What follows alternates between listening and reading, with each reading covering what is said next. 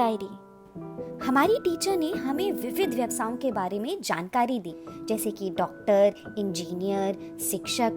पर मैंने तो डॉक्टर बनने का फैसला लिया है। मैं सफेद कोट पहनूंगी और स्टेथोस्कोप लगाऊंगी।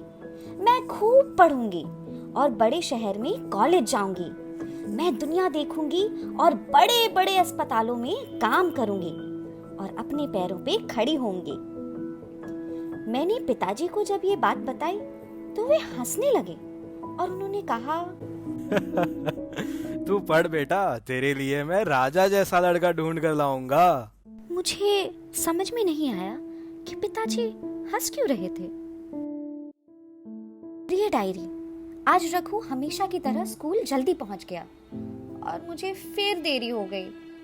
आज टीचर ने भी मुझे बहुत डांटा। ये तो तुम्हारा नसीब है कि तुम्हारे पापा तुम्हें पढ़ा रहे हैं। तुम्हें स्कूल तो कम से कम समय पे आना चाहिए। मैं टीचर को कैसे समझाऊं? मुझे कितना सारा काम होता है। खाना पकाना, डिब्बे बांधना, घर की साफ सफाई, बर्तन, कपड़े सभी तो मुझे ही करने पड़ते हैं। और रघु को तो सिर्फ स्कूल ही आना होता है।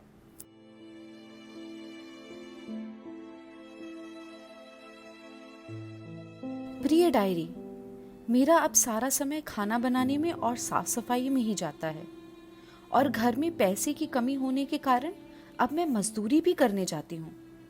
माँ कहती है कि मैं अब बड़ी दिखने लगी हूँ तो उन्हें मेरी सुरक्षा की चिंता है, तो मुझे स्कूल नहीं जाना चाहिए।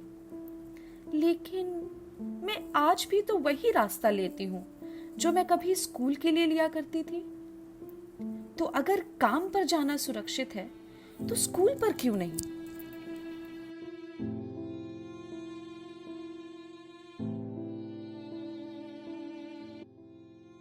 प्रिय डायरी, आज मेरे चाचा जी घर पर आए थे और वे कह रहे थे कि संध्या को स्कूल जाने की जरूरत ही क्या है? रघु ही तो है घर का चिराग, वही खानदान का नाम रोशन करेगा। और जब मैंने अपनी माँ से इसके बारे में बात करनी चाही तो उन्होंने कहा, अच्छी लड़कियां सवाल नहीं करती।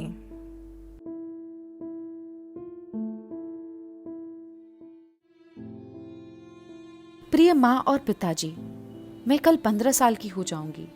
ये मेरी 10वीं कक्षा का पहला दिन होगा। मैं बहुत परेशान हूँ। मैंने कल आप दोनों को बात करते हुए सुना। घर में लाइट तक के भी पैसे नहीं हैं। अब तो संध्या भी 15 साल की हो जाएगी। हमें उसकी शादी जल्द से जल्द करा देनी चाहिए, नहीं तो हमें अच्छा लड़का नहीं मिलेगा। क्या कल मुझे स्कूल जाने के लिए तैयार होना होगा या अपने होने वाले पति के लिए? मुझे अभी शादी नहीं करनी। मुझे पढ़ना है, मुझे डॉक्टर बनना है, मुझे पढ़कर अपने सारे सपने पूरे करने हैं।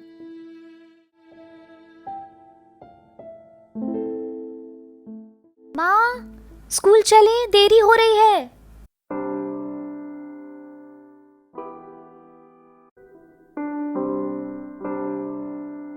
कैसी है संध्या? क्या हुआ? कुछ परेशान लग रही है। मैंने ठान लिया है, जो मेरे साथ हुआ मीना के साथ नहीं होगा। वो पढ़ेगी और अपने सारे सपने पूरे करेगी। लेकिन संध्या, तेरे सपनों का क्या? तू भी तो पढ़ सकती है और अपने सपने पूरे कर सकती है।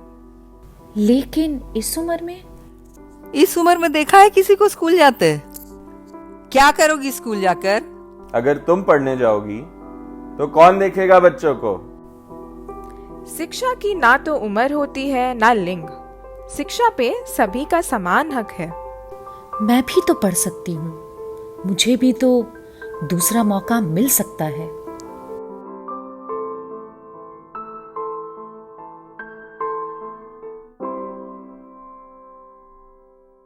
आप या तो संध्या जैसी किसी लड़की को जानते होंगे या आप स्वयं संध्या रहे होंगे।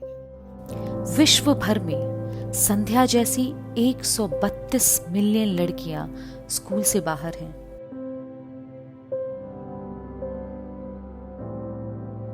भारत के ग्रामीण क्षेत्र में लगभग 20% लड़कियां ही प्राथमिक शिक्षा पूर्ण कर पाती हैं, जिसकी संख्या घटकर 4% से भी कम ग्रामीण लड़कियां कॉलेज तक पहुंच पाती हैं। सरकारी आंकड़ों के अनुसार 32% ग्रामीण लड़कियां घरेलू जिम्मेदारियों के कारण पढ़ाई छोड़ देती हैं।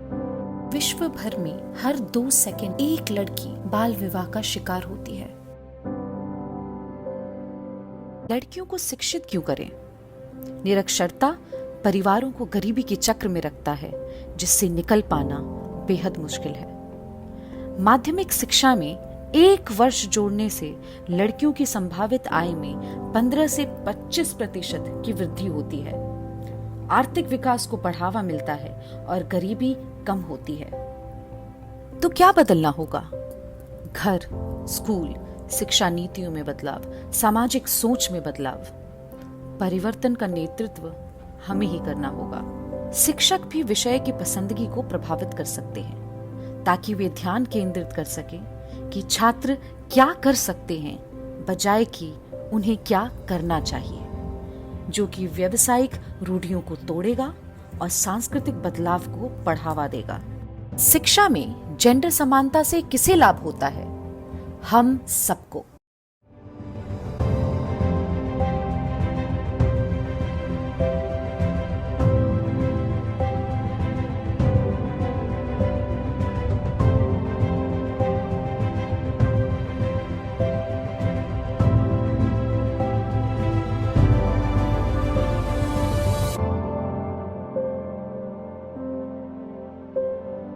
तो सवाल बस इतना ही है, आपको क्या कदम लेना पड़ेगा इस समस्या के समाधान के लिए?